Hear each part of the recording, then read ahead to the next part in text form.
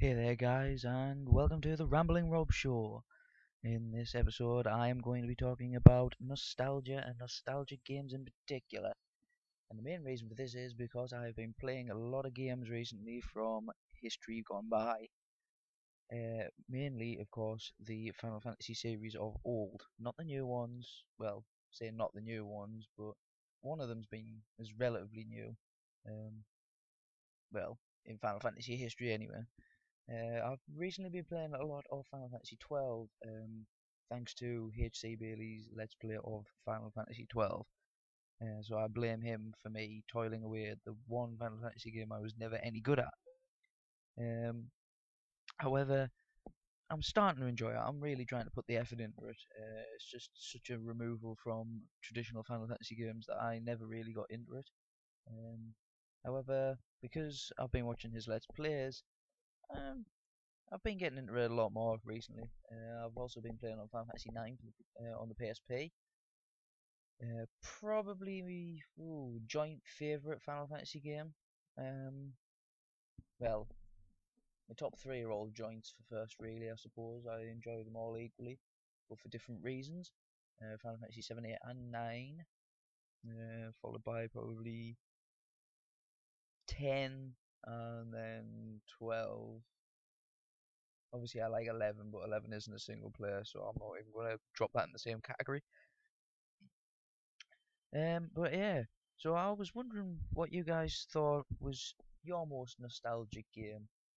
For me personally, I would have to say either Final Fantasy 9 or thinking off the top of my head, yeah, either Final Fantasy 9 or possibly Final Fantasy 7, as that was the first Final Fantasy game I actually played through when when I went to a friend's house. They had Final Fantasy 7, and that was my first exposure to Japanese RPGs in general. Um, However, I think after that I went on to Final Fantasy 8. Was gravely disappointed when I first played it. Then I went on to 9 when that came out, and because 9 is gameplay wise is a lot closer to 7 and the older games 1 through 6. I found that a lot more enjoyable, and I thought personally that the story was a lot better written as well. Um, but RPGs weren't the only games that I played which hold a lot of nostalgic value for us. Um, I also used to play obviously a lot of things like Crash Bandicoot, Spyro the Dragon, Gex the Enter the Gecko, even things like what was it Buzz 3D was one of the earliest games I've played on the PlayStation. Oh, trying to push it back even further than that. Used to play Super Nintendo when I was young as well. Had one of those which just went everywhere with us. Wherever we went on holiday, it used to come with us. Um, so yeah, a lot of nostalgia. I can't really, well, the only games I used to really play on the Super Nintendo was probably things like Super Mario Brothers, running through all of them. What else? It's been that long and that far back. I mean, even running through the Nintendo console series, I went from Super Nintendo, then I went to the Master System, which was obviously Sega, and then I went back to Nintendo with things like the N64, and then I also had a PlayStation at the time as well. So yeah, uh, been going back and forth from the N64, and obviously through using the Wii to play things like Legends of Zelda again, and both Ocarina of Time and Majora's Mask.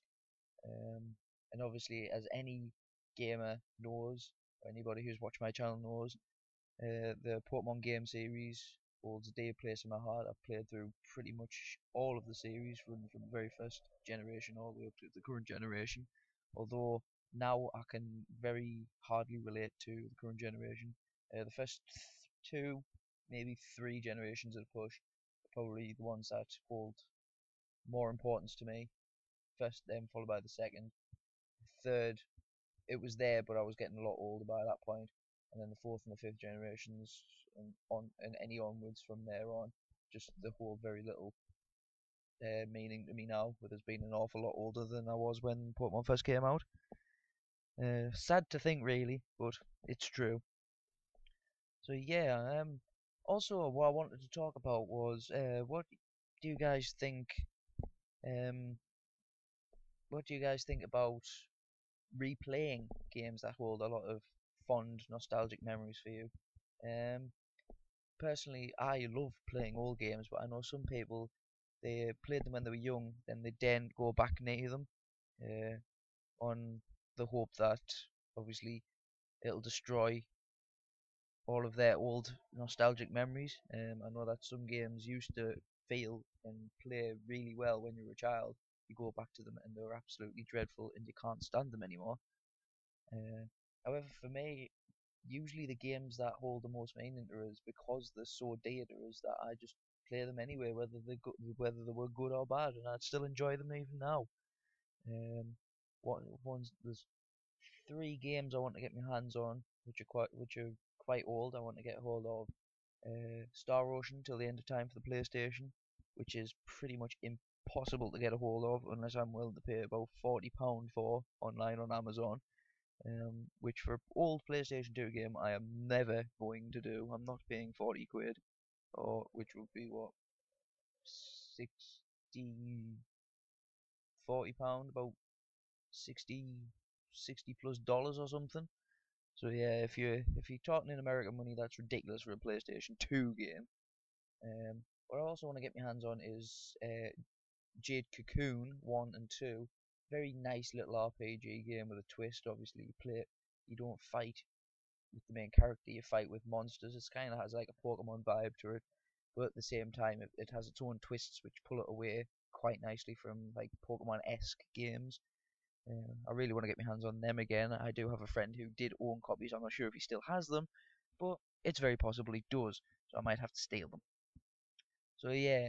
Also, any game companies which held a lot of nostalgic value as well. Obviously, for me, SquareSoft or Square Enix as they're now known, that is one of my primary um, culprits.